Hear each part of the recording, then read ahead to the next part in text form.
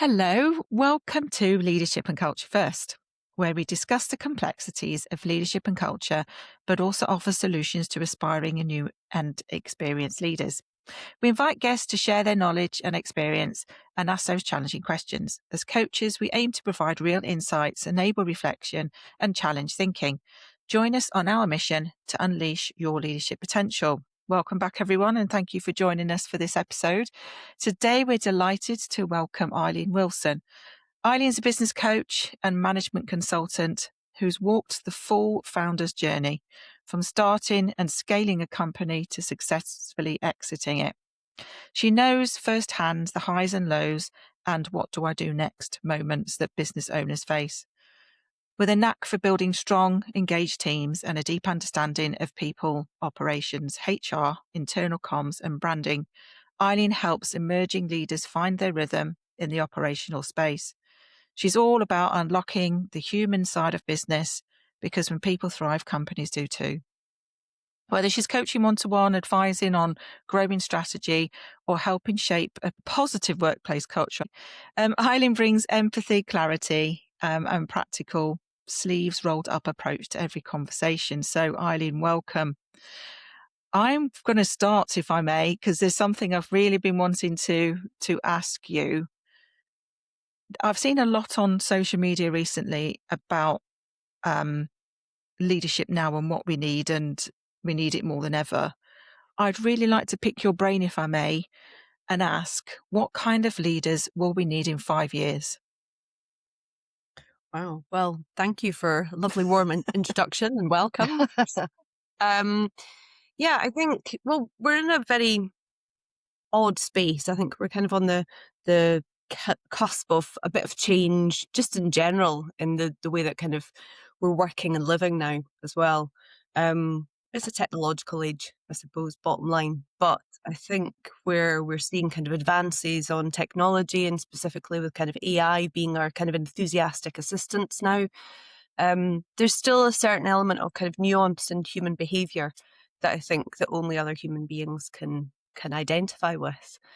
So ultimately, I do still think that the kind of role for leaders now and also in the kind of future period is definitely leaning more into that, looking at kind of structures across whether managers are developing their experience of data management or people management. And I do think that the two are very separate. I think that we definitely can manage to harness both, but we probably do veer with our kind of natural abilities and behaviors towards one or the other. So ultimately, I would say it's kind of recognizing that there's a balance that we have to prepare for, and as we continue to develop, both in a kind of senior leadership space, but also looking at those that are emerging within our teams. It's again looking at that kind of connection to human behavior, the understanding of collaboration more so. And I think there's an element of the kind of older style kind of leadership being kind of leading from the front and being the kind of the sole perpetrator of what those answers look like. I think there's more recognition now in terms of developing teams, strategy, looking at that at an earlier stage, but also, connecting with that technology and where technology can help us streamline those processes, looking at the systems, the data, again, coming back to those kind of areas of performance that we can document against that data is definitely a great shortcut that we're enabling through our kind of technological advances. But yeah, ultimately, I think the role of AI and technology has a lot to learn still in terms of human behavior and those subtleties that we recognize through lived experience. So yeah, I would ultimately say tomorrow's leaders really need to kind of recognize both that data strategy and also how to kind of bring people into the fold, so that we have a continuous leadership loop, if you like, going forward. Do you think we'll be able to do that with the young people coming coming up behind us, is that going to help today's leaders to be able to identify those areas of development in themselves, but also developing the future leaders? I think, yeah, it's a good question, Nikki. I think ultimately what we have to kind of consider is like across that kind of educational space, where we have to be mindful that where we're teaching kind of academic and intellectual ability, that ultimately we have to kind of look at that against things like resilience and problem solving, and the recognition that we're not expecting one individual to have all of the answers for things as well. It's a challenge, definitely. I think in the workplace, I would work with a lot of kind of emerging graduates that would be very intelligent and, highly successful in their kind of academic experience. But then there's that sort of element of bringing it back to a workplace environment where you're maybe working with lots of other people that don't have the same experience as you. So often when I was recruiting specifically, I would be looking more for attitude, really. More skills can be taught in a workplace. And I think part of that is leadership skills can be honed. I think there's a natural ability that some people would display. But absolutely, I do think, in workplace environments, we can teach for skills, but we can't necessarily teach for attitude. So I suppose the wider question there is within that kind of educational space, how do we challenge younger people to recognize that their expectation isn't that you have all of the answers? Part of the skill set that you're developing and evolving into is recognizing that it's okay to say that you don't know how to do it, but you have to look around you to create that network or team or support, to recognize that you can't be good at everything.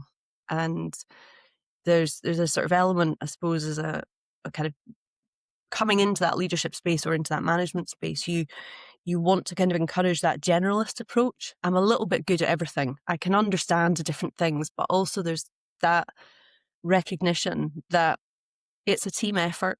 It's a bit like a sporting analogy. You might be in one position on like a sort of playing field, but you have to pass it to someone else because they are better positioned, they're faster, they're more agile, they have that ability to kind of take it to the finish line. So I guess that's a challenge that we're always going to come up against. I don't think that's necessarily a new challenge. I think it's just in a slightly different sphere because we do rely more on technology to allow us to answer data-driven problems now. But yeah, it's that whole overall ability to balance it out. And possibly that's our kind of future leadership dilemma, is how do we still continue to pull that out of kind of emerging leaders that are younger in that space. It's interesting, isn't it? We do think, certainly I think the older generation, that you're A, born into leadership, and B, you know how to and have all of the answers. And it just kind of happens by osmosis, and that's not how it works. There's a lot of education, growth, development around leadership that we need to take into account. And perhaps those leaders sometimes that get to the end forget about that. It was a long journey. Yeah, absolutely. I think there's a lot of elements. So sometimes you get to that kind of point where you kind of think like you're given the key to the leadership door, and then how do you know? You're only starting again. And possibly that's where maybe younger generations do have a greater awareness of themselves and the kind of low points. That may be something that we can kind of work with. But yeah, absolutely. I think there always was that element, that classic, kind of interview question of where do you see yourself in 10 years' time? And most people would always say, I want to be in your seat. I want to be managing a massive team of people. Really? Take it now. But just we're constantly evolving and learning. And I think there's certainly an honesty that I think has to come into that leadership conversation about the isolation that you can feel when you're in that position, and kind of recognizing that you do need other people around you. And that's where we network and we kind of lean into other things and we start to kind of open up that conversation. So yeah, without it being too, there's no magic box that you open and you know how to do everything. It is just generally kind of lived experience. And I think that certain element of allowing yourself within your team to have that somewhat vulnerability, I'm not sure what's everyone else's take on it. Those sort of, approaches allow us to be a bit more collaborative. And I suppose that's really just, that's my kind of take on a lot of things. Is I'm happy to kind of be the one that will make the final decision and take that responsibility. But I think it is always important to have a collective environment where people feel that they can present new ideas or a different way of doing things. And yeah, the old guard of we do it this way because we've always done it in a changing world is not going to stand us for very long. So yeah, there's again great subtleties that come into conversations, and again having a depth and breadth of lived experience, knowledge, and also a certain element of naivety that does help us to propel ourselves into a new space of trying something in a different way. We have to be more open to that. Just a couple of things you just said there really kind of resonate in terms of that authenticity as a leader and that honesty of, I don't know the answers and it's actually okay not to know all of the answers. How can we really build on that authenticity in leadership and being an authentic leader? Well, I suppose part of it is down to your own confidence in your abilities and willingness to recognize that you may have that knowledge, but with that, are you willing to share that? If we think of knowledge as power, and in the kind of old school guard of maybe those that are in sort of senior leadership being the ones that know how to take a company forward, there's an element of maybe just being comfortable enough to sit back and open it up to the wider room or the wider team to kind of invite those. And I don't mean like design by committee. Yeah. I think there's an element of empowering people and helping to kind of educate, train, share that knowledge, recognize that there's that opportunity to try things in a different way within a fairly contained environment. I mean, I've just come out of an organization that is very kind of scientific and manufacturing based. And a lot of the kind of challenges that you would have would be, okay, but we only do it in a certain way. So ultimately, I think I set about enabling the team that were coming through to understand a little bit more of that generalist kind of business management. So if you, for example, if you work in finance, understanding where the financial sort of side of things, when we get paid, is so important in terms of like when operations need to make new stock for something and how long it sits in a kind of stockpile or in the warehouse before it can go out, effectively what the commercial pipeline looks like. So what's the sales channel for the next kind of 6 months? All of them are connected. But until you actually have that opportunity to kind of peel away the layers of how you're connected to a different part of the organization, then that can sometimes be a bit alienating. And again, just really kind of coming back to just accepting I am good at this part of a business and I understand that part, but actually I need to connect with whoever my counterpart, whether it's the head of the department or, whoever else is putting in a new system in that department as well. Everything's connected. So having that self-awareness, I think, as a leader, to recognize that it's part of a duty, I would say, to help enable that next generation coming through have greater recognition of their knowledge base, but also how we develop that into a wider context within the team. And actually watching those connections happen can be really valuable. And it also allows that kind of sometimes an elevation of thought. So those problems that effectively would always kind of come to you as that kind of leader, how do we solve this, are suddenly being conversed at a different level. So ultimately, yes, you will still be involved in, we're not quite sure how to get there, but the thought process has been allowed to happen at a different level. And again, with different people that have come from different backgrounds, different experiences, potentially come into well, in this case, kind of manufacturing basis, but from a different commercial or financial, background. And it's just allowing those ideas to kind of pop at different levels allows us to kind of elevate it. And again, sort of if you're creating a bit more of an environment and culture where that can be discussed quite readily at management team, other things can be brought to the table. We're looking at different training and development opportunities.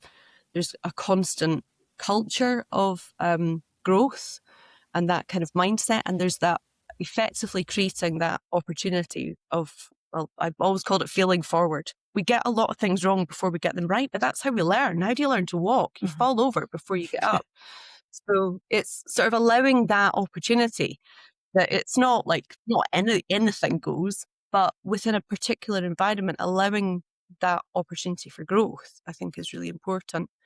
And I suppose it definitely brings it back into that coaching space that I'm finding myself in now, because I do recognize that it's important to create that kind of culture and environment for senior leaders, particularly to have that opportunity to pause, reflect, step out of the day-to-day. Again, it's in that isolating space when you're effectively at the top of your game. It's quite difficult to stop and say, I'm not sure. And partly that can just be the time that you're not allowing yourself to do that. So stepping to again, going back to that sporting analogy, if we think of our coach as like our champion on the sidelines, it's that space that you have opportunity to start to unpack what's potentially going through your mind as an individual at quite a high level. But if that can then be imbued through the culture of the organisation and the team, and they feel actually will help other members of the team that are coming through and start to open up, it has that almost knock-on effect. It's like a ripple effect that kind of starts to build in an organisation. That's great. Thank you. And I'm pleased you've used the word culture, because that is something we talk about a lot. Sharon's isn't it, Nikki? word. Yeah, absolutely. That's definitely your word there. She feels very passionately about culture, as we both do, but Sharon in particular around culture. Yeah. But you mentioned there, Eileen, around that sort of data and productivity and all of those things that are a real demand. And sometimes I think they can be opposite to thinking about the people, as you've mentioned there. It's how do you bring them both together? So we hear so much around that productivity and reform, but people are asked to deliver more, particularly in healthcare, which is what we're from, for less. There's less people around, less resources. How do you do that when you're a leader? And how does it feel as a leader that's constantly being squeezed? Well, I can't necessarily comment directly in sort of social care because it's not an area that I've worked directly in. But from a point of view, in any business is as good as its numbers. So you're looking at the kind of profitability, and also that ultimately has to come down to kind of data analysis. So you have to have a mechanism in place where you understand what the output is, relating to budgetary constraints. Everybody's got kind of key performance indicators across, any organization. And I think that there's a kind of element of flex to a point within that. But again, going back to some people are really good with data and some people are very good with people. And there obviously has to be a kind of understanding of both across both areas for you to evolve and move to the next rung on the ladder, effectively. So I guess it's probably leaning in a little bit more to that kind of technological advancement that we're very aware of, and just using the kind of data driven opportunities that are allowed to us at the moment to make sure that we are continuing to look at those data sets that come forward, but in isolation, without that kind of human impact or that understanding of what the cost is within a kind of human space, if it is loss of headcount or if it is effective numbers that are billed or used, or manufacturing units that are kind of being created in that time. there's lots of kind of nuances that I can't really speak, from a kind of social care point of view in terms of how that data is analysed. But yeah, we have got the technology. There are great systems in place. Most organisations have kind of recognised that that's something that can be held, even just even at a kind of small business level, or kind of on a basic set, accountancy, finance, operations. They're all kind of working within hours worked, numbers, number of people that are within that area, and obviously what the output is. So then we're kind of looking at it against kind of profitability. There are rising costs within every organisation, every business. Overheads have, kind of jumped quite substantially in the last sort of few years. So everything's being squeezed. But again, if I was to draw it back to a kind of like simplistic model, I would very much be looking at actually who are your good data people and who are your people. Because I do think that it's very obvious generally that people can be good at both, but they have a kind of natural tendency or balance to fall into one category over the other. And then it's working back into that kind of collaborative space. How do we bring the two together? But yeah, I suppose it depends really what your kind of data sets would be. And I would invite you, to kind of explain a little bit more on the kind of social care side, how that is managed and how it's, recorded, I guess. And if we could answer that one, we would probably crack. We would have a job in government, because it's the data. You're absolutely right. The data does affect the productivity, and the patient care and the patient outcomes are really essential. And trying to juggle all that together in health and social care often has created a very poor culture. It's at odds with the culture that we perhaps believe should be there. So moving into a new era, there is a difficulty, I think, in aligning culture, data, people. I don't know how you feel about that, Sharon. Well, Eileen has actually made me reflect. This podcast isn't about me, Eileen, but you've made me reflect. So I did recently a psychometric test. And these psychometric tests, they tend to ask the same question, but in various different ways on different pages to try and, And one of the things that kept coming up was, there was a normal Likert scale of, strongly disagree to strongly agree. And I've actually reflected on this particular theme of questioning since a number of times since doing the questionnaire. And it was all about essentially what's most important to you. Money over everything else, that kind of, profit over anything else. And then I kind of started thinking about, so who are the successful companies then?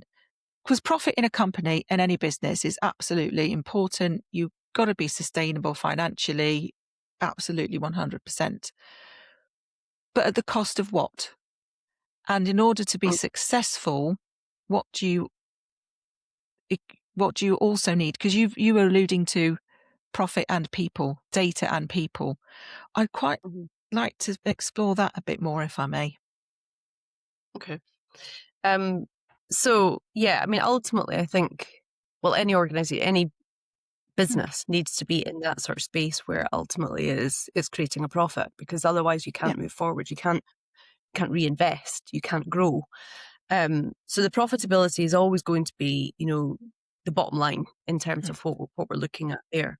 But I think that there are other elements that we can kind of bring into the overall kind of general discussion about business. And ultimately it's, whatever you're selling, that's like the kind of the product or your service or whatever obviously has to be required within the market as well. So whether you are kind of looking at something that's a gap in the market, or you're kind of moving into a kind of more disruptive space to kind of upset that with something new entering into that area.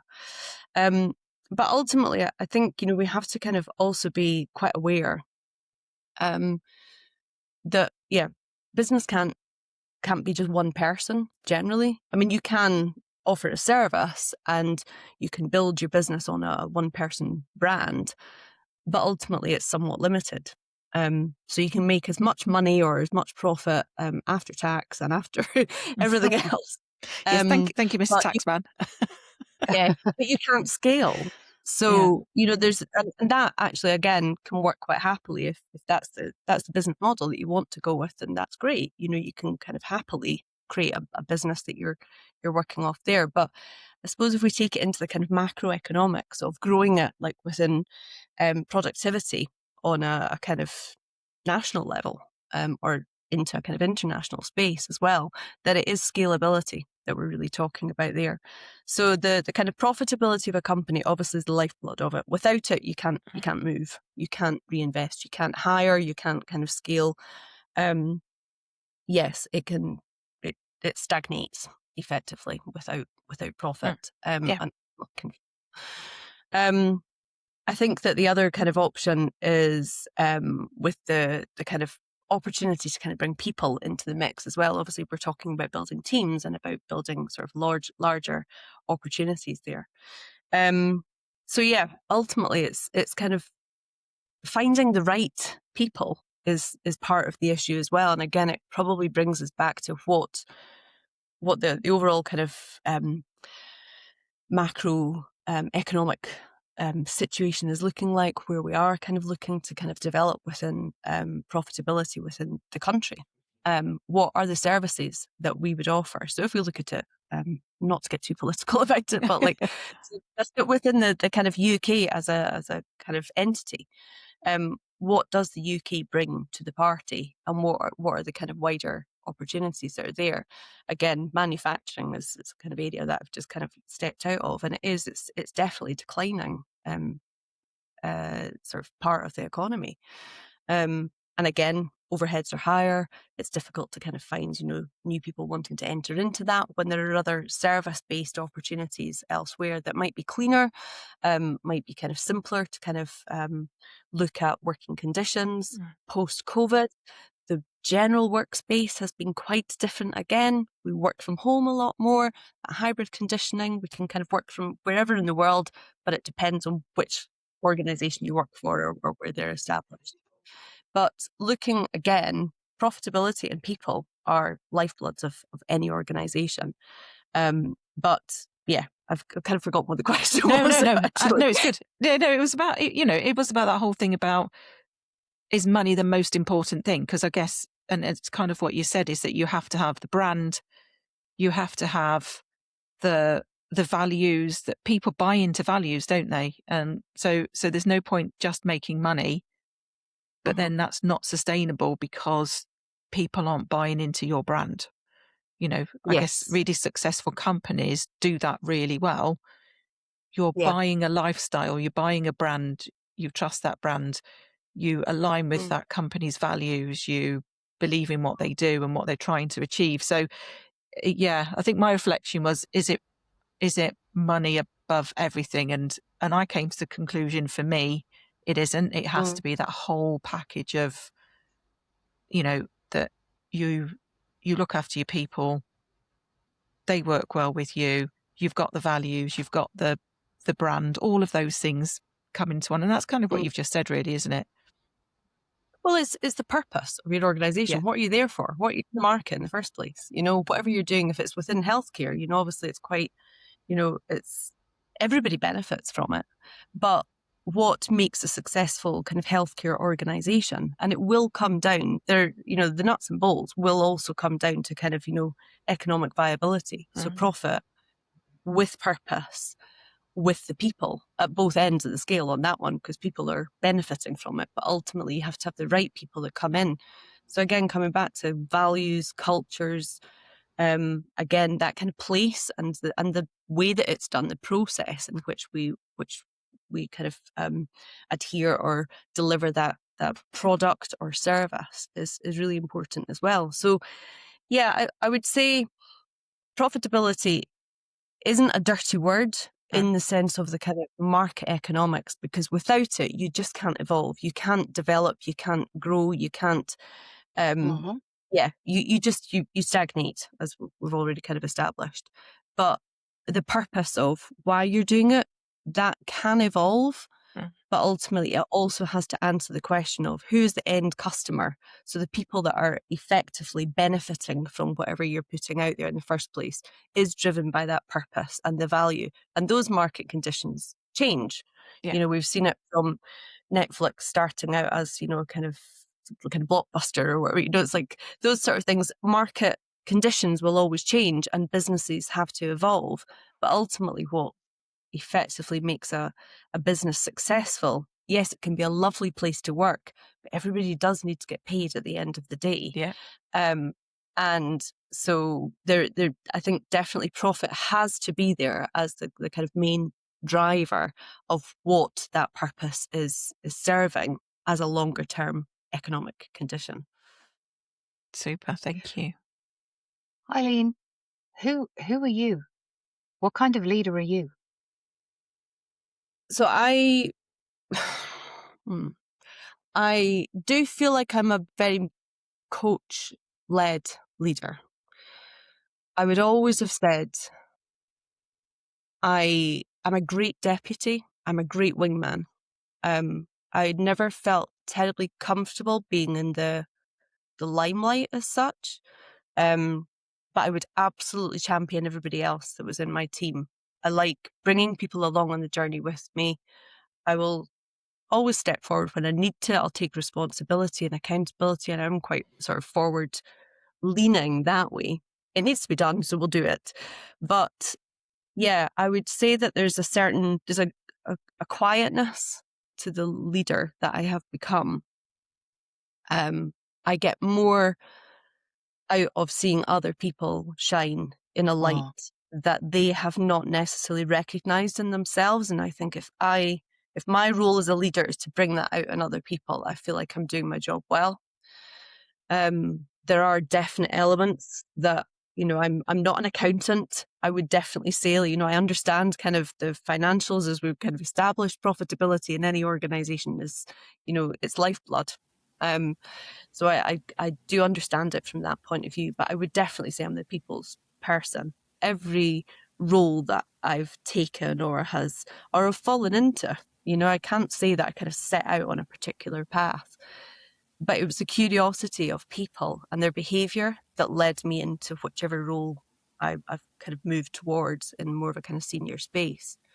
I'm curious about even kind of when people act in a negative or kind of, just a sort of a different way. I'm more curious to step into that space and understand that, because I don't like the thought that people are working in a place, culture, or within values that are against theirs. Sometimes it's just they're not in the right place, and I've had those conversations where they would maybe move on to something else instead. But ultimately, it's it should be a positive exit, if it's the right thing for them.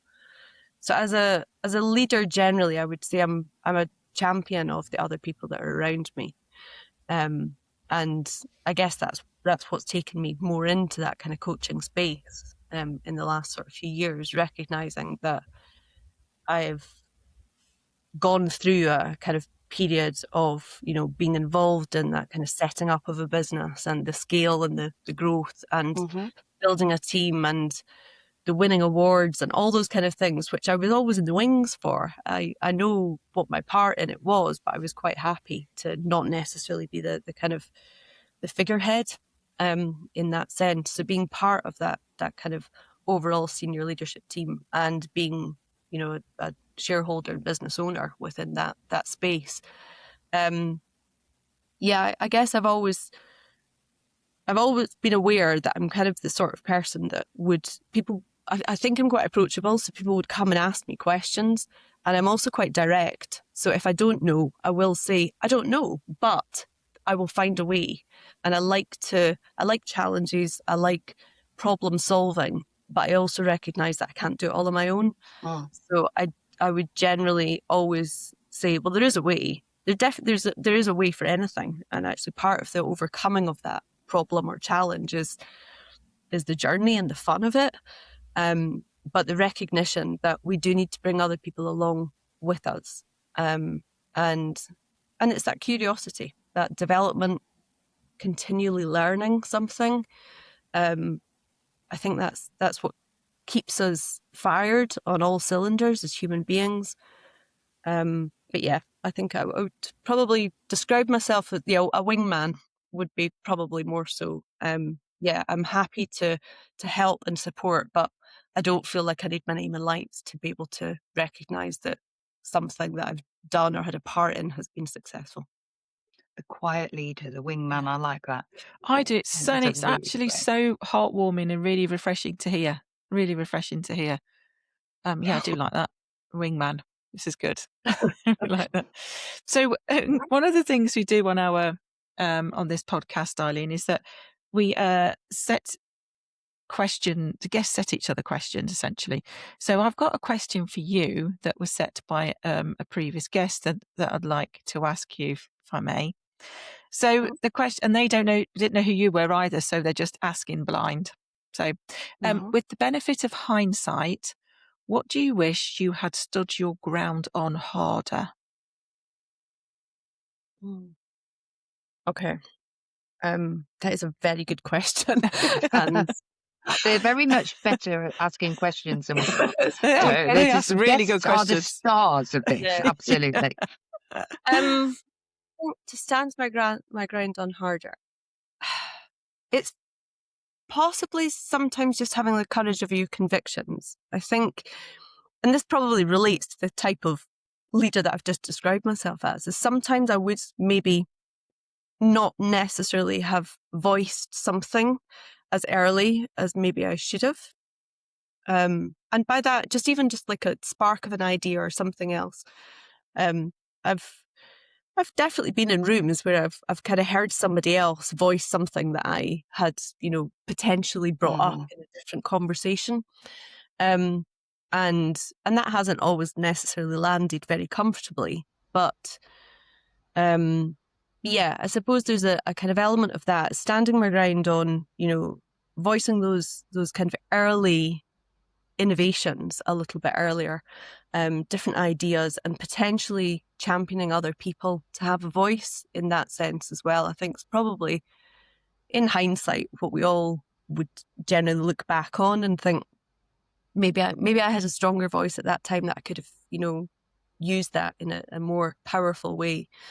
So that's probably, I think that would probably be areas. I can't think of a specific example of it, but just an awareness that probably there have been a number of times where I thought, maybe sometimes hearing it from a certain other person made me realise, well, that was an idea that I'd had or somebody else in the team had voiced, or, all those sort of things. So I think maybe just being aware of your position, sometimes being aware of that kind of positional power, and using that both for yourself but also for the wider team. I think it's probably something I could have stood my ground on a little bit earlier on certain occasions.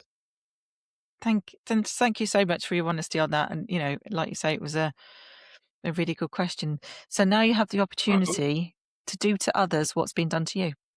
So what question, and obviously we're not going to tell you who the next guest is, but what question would you like to ask the next guest? I suppose, I had a little thought about this. I guess my question is really a bit more similar to what Nikki asked me earlier in this conversation about what we're doing for the next generation, really. How are we imbuing that kind of leadership quality, the understanding of what's there, recognition of leadership skills before you're in a leadership position. And I guess that the question I would really pose is to someone else who's in a leadership position, what are they doing to facilitate that within the next generation? How can we as leaders or sort of senior managers in a kind of different position use that experience, that knowledge, and that confidence that we've amassed? Because I do think that comes through experience, knowledge.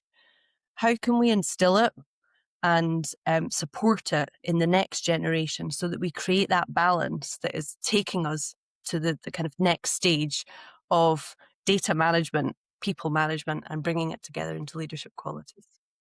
That's super. Oh, I know Good who the next question. person is, and it's going to be perfect. It's a perfect question. Wow. So I couldn't have designed it better myself. That's brilliant. Eileen, it's been an absolute pleasure listening to you today, and I'm sure our listeners, excuse me, our listeners will have got a lot from the conversation. Is there a final pearl of wisdom you would like to share? I don't think I would necessarily say I have a final pearl of wisdom. I think it is just that kind of general reminder that there's a duty in kind of moving through into that kind of leadership space to make sure that you're not just holding all of that information and experience and knowledge to yourself. Yeah, we have to pass it on. It's like, the kind of wisdom of kind of older generations, regardless, we will that will be lost if we don't open up the conversation, and look for those abilities and skills and support in other people.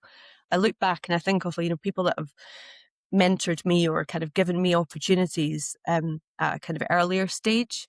And I do now recognize that was incredibly powerful. And yeah, I think that ultimately we just need to be a bit more mindful of that, moving particularly into that kind of technological data-driven age that we're kind of on the cusp of now, is recognizing our abilities as human beings to support and collaborate and work together.